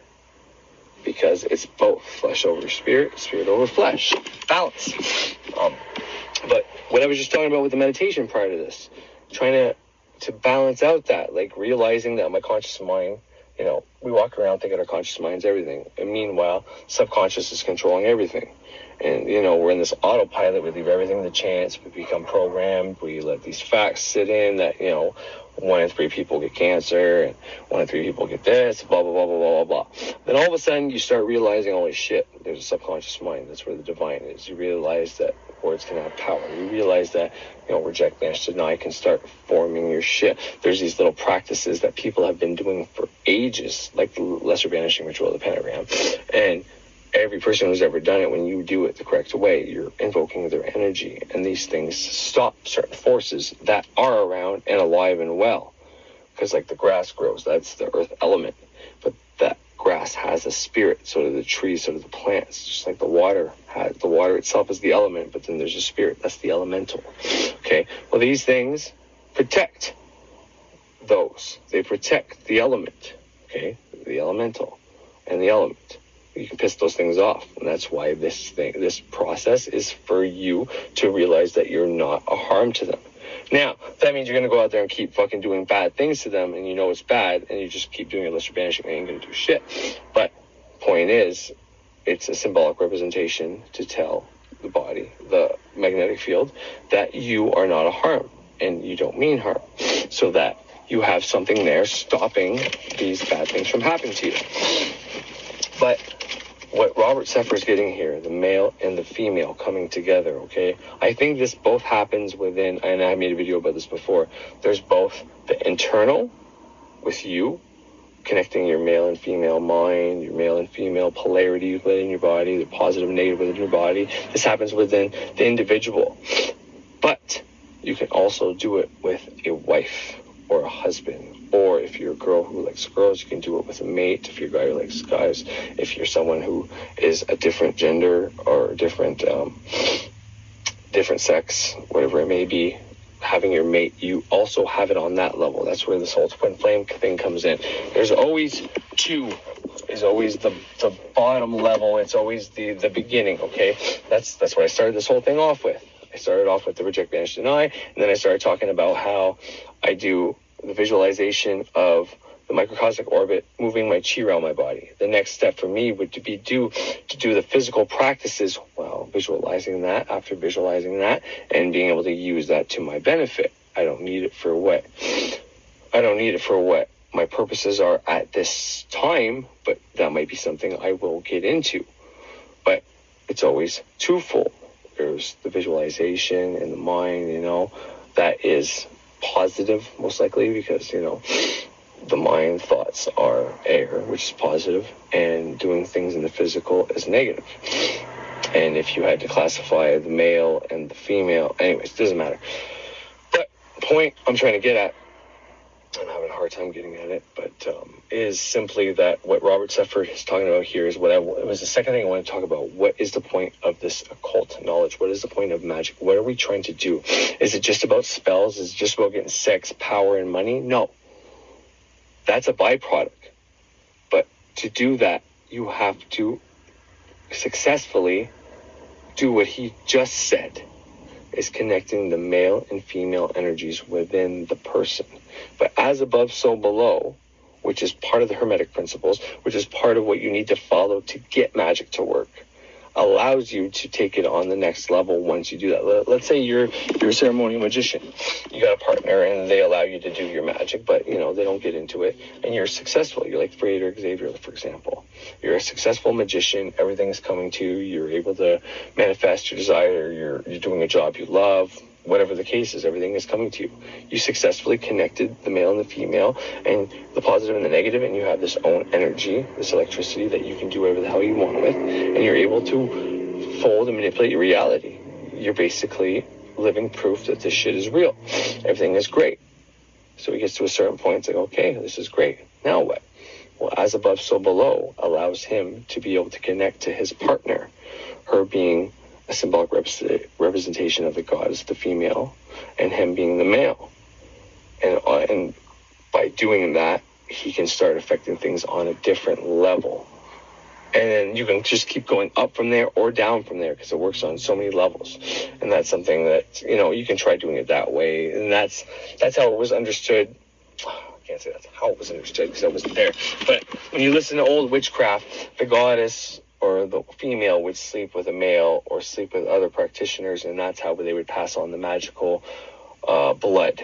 You know what I mean? Because it was literally a symbolic representation of the female to the male, the goddess to the god, whatever the case is. They would act that out, But there's the internal alchemy within your own body plus the external in your own reality.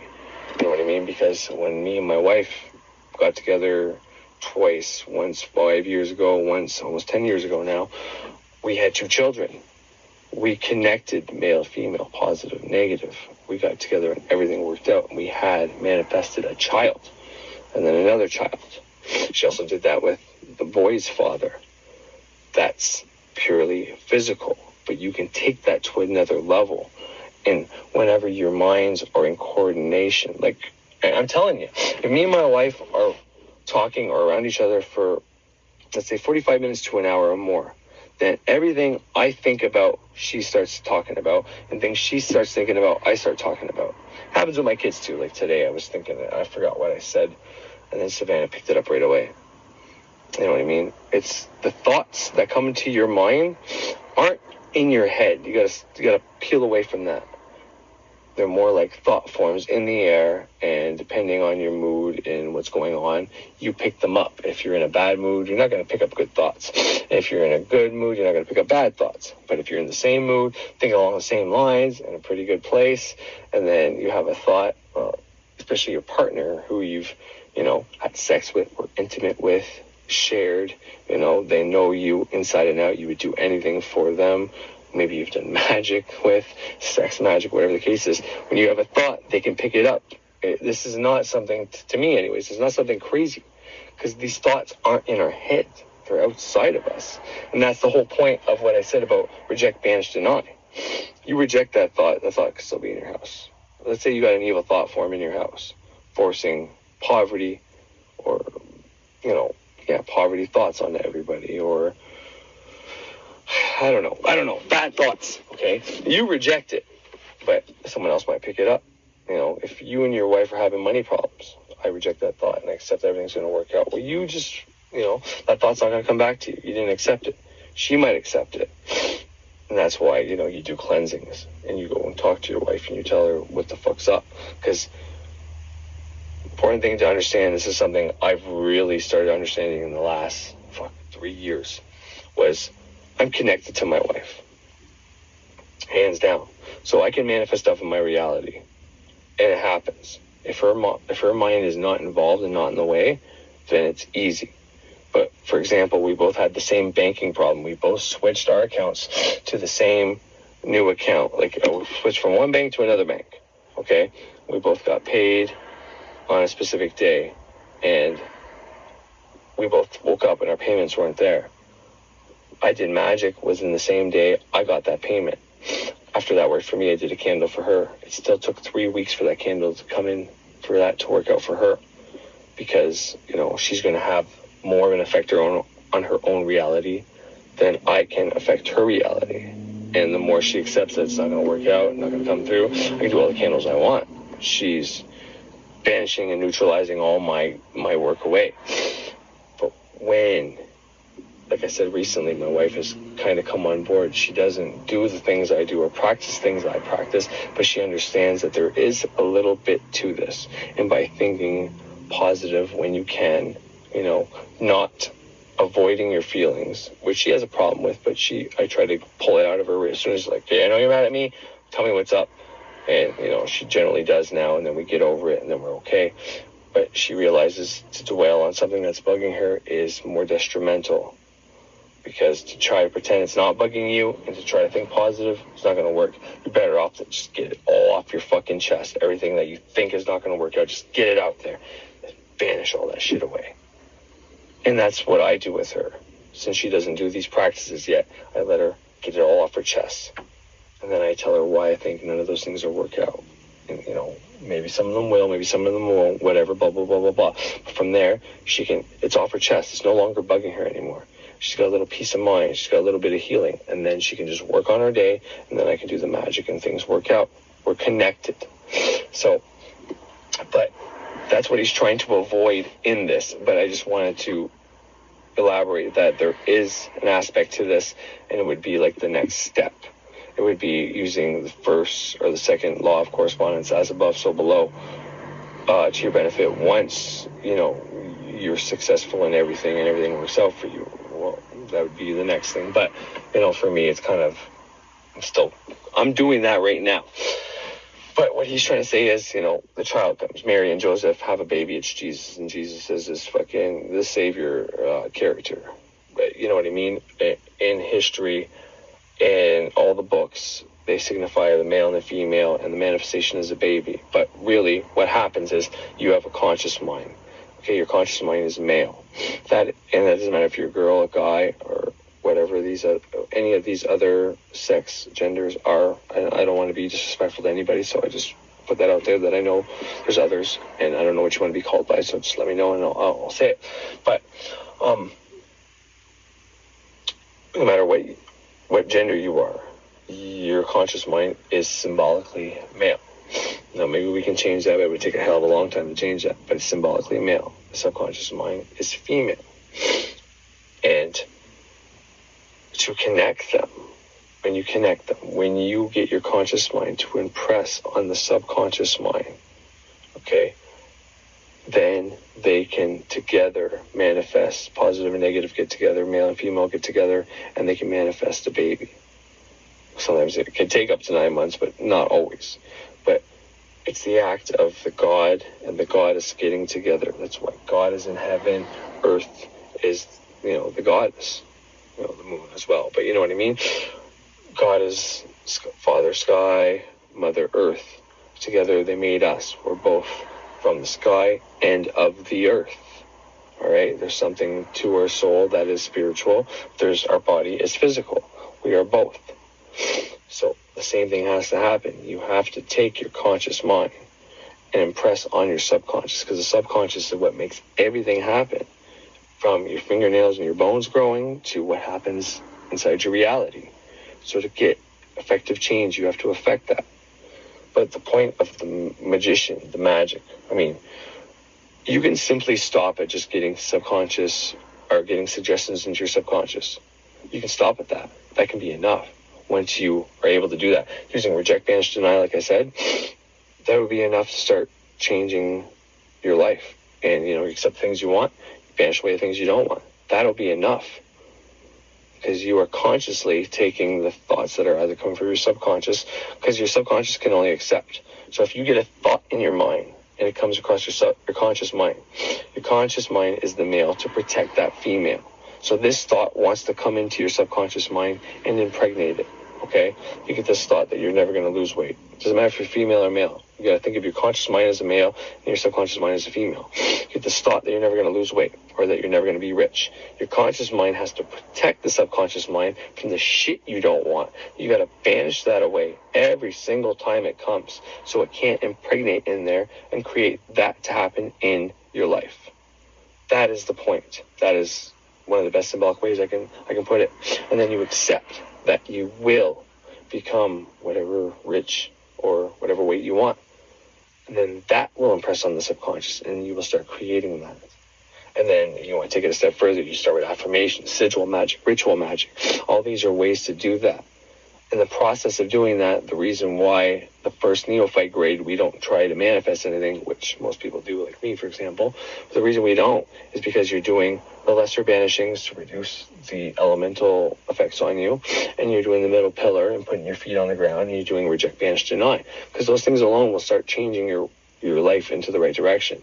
You'll stop accepting poverty and gluttony and whatever, all the bad aspects. If you can seriously do that properly, you'll stop accepting all the bad parts of your life, and you'll start accepting the good parts of your life. That alone will change your life. And you're also depolarizing yourself. So by the time you get to the first elemental grade, you have this new energy that is both positive and negative put together. So you're kind of removed from the things you really wanted before. Like, it was really important to be rich, or really important to be this, or really important to be that. Well, those things are so much easier to attain when you don't have this all or nothing attitude, like, I need this is the most important thing in the world. Because that's the thing, you can be the most important thing in the world and you can achieve it, but then once you get there, it's not, it's going to be something else you want. So when you become a little less polarized towards those things and more depolarized to, it's like, that would be so cool if that happened, but if it doesn't, it doesn't. Well, that's easier to make it happen, because then you're not constantly thinking about it, dwelling on it, wishing it to happen. So you're easier to separate from that. plus you're going to have faith that it's going to work out. So it makes it so much easier for this shit to manifest. But that is the point of the occult, of the magic, is to become that depolarized state, which what I talked about in my last video, at the end of the video, is when you become a little more depolarized, you realize the Satan and God and this heavenly battle, and Jupiter and Saturn going up against each other, or the battle against whoever, all these forces are. You realize how silly that is. But even if there's some truth to all that, which obviously, there's oppression, there's patriarchy, and who the fuck knows about up in the cosmos. But within our own realities, we know governments and people and politicians can be whatever. But before you can tackle any of that, you got to tackle you. You got to tackle your life. You got to get your life on track. Somebody like, Freight or Xavier, I use him as an example a lot, who's got his life intact and everything's going good for him, let's say, and he's working out. He's way better off and in a better place to be able to go and try to fight the oppression of whatever and whoever than someone who has their life in ruins, who thinks that first thing they need to do is go up to the Parliament or fucking Capitol Hill and tell those politicians how to run this shit. You know what I mean? And here's the trade-off. Once you get your life in order and you realize it can affect your own life, what they do over there doesn't affect you. And if it does, well, then at least you're in the right place to change it. But anyways, there was a lot more I wanted to get into, but this is running a little long, and it's my Saturday night with my wife, and I promised her a massage, so I'm just going to end it there. And then if I can tomorrow, I don't think so because it's my brother-in-law's birthday, but if I can tomorrow, I will make the video on the depolarization, because I talked about it a little bit here, but that's the energy I think he's referring to, trying to connect that male and female energy, and it makes its own energy. I've heard Frater talk about that, and many others talk about that in different ways. But maybe I'll show you specific examples of what and what not to do and what all that is. But anyways, regardless of all that, I hope this video was helpful, informative, and simply put, if you start to reject, banish, deny, you'll be laughing in 3 months if you do the two things I asked. And like I said, it doesn't have to be your whole day. Like, I went overboard, and that affected my marriage because I listened to it nonstop. But a couple hours a day of listening to the Frater's videos, and then, trying to continuously make sure you are rejecting bad thoughts. That programming alone will start changing your life. And then from there, you can decide if you want to take the next steps and do the other practices that I talk about so much. But, for me to tell you should do those practices, well, first of all, you should try this. And if you get results with this, then, then you're more likely to say, okay, well, that worked, so maybe the other things will work. So, just start there and see what you can do. And, like I said, with the whole meditation thing, it's so much more than just sitting there and whatever. But just like my microcosmic orbit, the one visualization meditation step that I do, or the people that do the physical part and not the other part, just like that, if you're doing meditation in a way and you're getting, you're in this sleepy kind of state where you're still going to get the benefits of meditation, which there's quite a bit of benefits. It's kind of like sleep. It helps, I think it's the hippocampus of the brain. I'm not positive on that, but there's benefits that come with that. So even if you're not doing it in the way that's going to help you in these spiritual ways, you're still getting benefits from it. So it's still better than nothing. So don't think that just because I said what I said, it's like you should stop. Fuck no. Keep doing that, man, because you're better off by doing that, and then you just work your way up, you know what I mean? And if you already have that foundation of being able to get the subconscious to show you shit, maybe you can't control, or you get answers for your shit, but you got that connection where the subconscious is talking to you, well, that's good, because that's what I had in the beginning, and by just getting that, I was able to start my podcast and my videos and get this abundance of information, and just like going to sleep on a book, not actually hearing the book, but then the subconscious would tell me the book after, you know what I mean? And, I hadn't developed the technique of focusing on that point yet to any good degree yet. And just by having that cross communication, I was, already pretty, getting advanced results. So what I'm trying to say is, if anything I said that you're doing, it sounded like I was shitting on it. I'm not. If you started those steps, that's great. I mean, it's hard because a lot of people give you some conflated information. And if you don't buy certain programs or you don't read certain books, it's like, how do you fucking know? So it's not anybody's fault. They're just trying to figure this shit out, and they're following people's leads. But, I just try to tell you what's helped me in my experience, and I hope it helps. And I'm not trying to shit on anybody anymore. I'm just trying to simply help, and this is what's helped me. So But anyways, hope you enjoyed. Have yourself a fucking night.